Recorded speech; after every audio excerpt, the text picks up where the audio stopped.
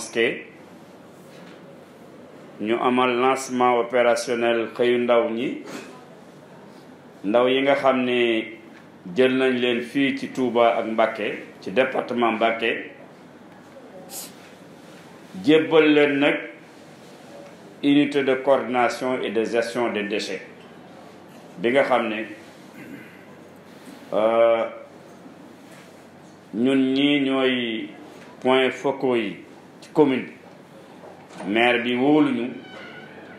dénk ñu loolu ci commission environnement bi nga xam ne suñu sëriñ monsieur le ministre conseiller sëriñ Cheikh Abdoul Ahad Gaïndé Fatma moo ko jiite ñu ànd ci ànd bu rafet di ci liggéey UCG bañ fi dugg see ba léegi depuis 2015 ñu ànd liggéey bi rafetlu bu baax ci turu monsieur le maire Abdoul Ahad Ka seen liggéey ak ci turu dëkk bi yépp ndaw ñi nag yéen a doon wax jox leen ñu liggéey andil nañ leen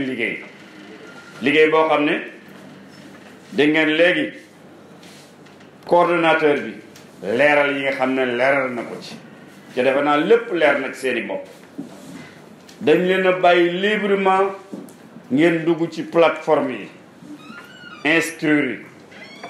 am commission départementale boo xam ne préfet bi moo ko jiite ñu sélectionné kon yëf yi amul xàjj ak seen amul ku am ndey ak ku amul ndey ku am bras long ak ku ñàkk bras long lu leer la ca noonu la ko président santaane woon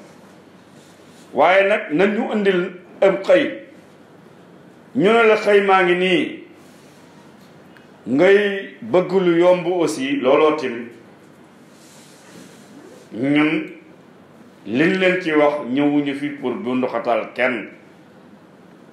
bu ñu sañoon ndaw ñi vraiment dañuy nekk ci ay conditions les meilleures saa su ne ñuy wax nañ jël ndaw ñi nañ jàppale jigéen ñi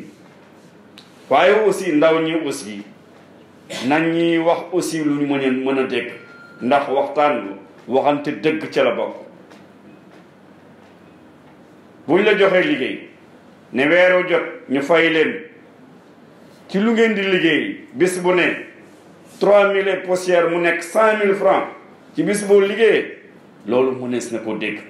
ku bëgg a liggéey mën nga cee liggéey ca nag bu ñu jëlee téeméer xam leen ne fukki junni ñi ngi taxaw bëgg cee bokk tey jii bu ñëwoon suba ñëw leen fii ku bëgg te liggéey ci yéen ñu remplacer leen li ma leer ba leer commune bi dana fees del ñoo xam ne boo leen ci dugalee liggéey bii muy mbale ci dëkk bi danañ ko def waaye nag état mooy doxe noonu day teg ay programme teg nu mu koy doxale kon nag ku ci bokk aussi dangaa war a respecter loolu ñu wax en tout cas ñii na duma leen wax ñun ndax dañ koy ànd ñun lañ koy defal ci dëkk bi booba léegi 2015 ba léegi aussi luñ fi def ñoom a ko ànd lu leer naññ lay doon ba résultat yi ñu am tey ci wàllu gérer mbal ci dëkk bi bay mën dem bay aspirer ay jumtukaay yu ñu def ci lëlee ñuy def kaddu ballot ji muy CIVD ba wax naa ko léegi ak pérén yi ak yeneen pérén yi ak camion yi nga xam ne vraiment ci biir programme boobu aussi gis nañ ñu ko indil ñu ko dëkk bi kon lépp dañ koy ànd ak ñoom ndax ñun lañ koy defal état bi loolu muy def ñun la koy defal kon dañ ciy teg suñ bët suba ngoon looloo tax ñun jël meeg ànd koog ñoom ak lépp day tege ci yoon en tout cas li may wax fii mooy day leer ku bëgg a liggéey ñu bàyyi la nga liggéey ci waaye naa ñëw nag jéem a fexe ba gagné 100 000 francs yi dem tëdd loolu moom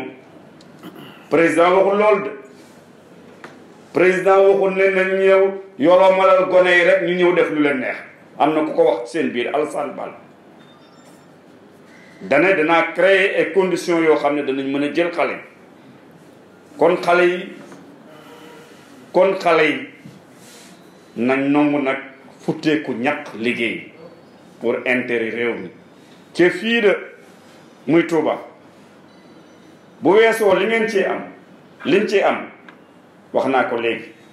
waaye ku fi liggéeyal sëñ Touba fay gi ëllëg ma ngi taxaw kon man foofu laa leen di woo fas yéene nañ ko nag ànd koog ñoom ba jafe-jafe bu ci am ñu mën a taxaw ensemble ñu régler ko.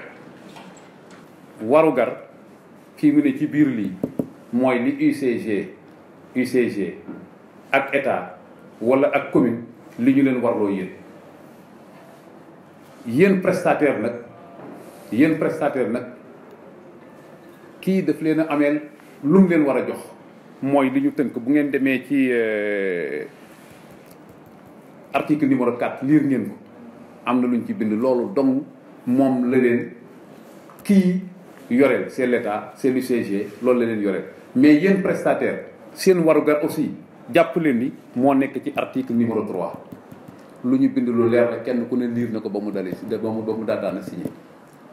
et que ñaari article yooyu bu kenn ku ne matalee la ñu la war c'est parce que kenn ku ne def na warugaram c'est-à-dire kenn ku ne jot na àqam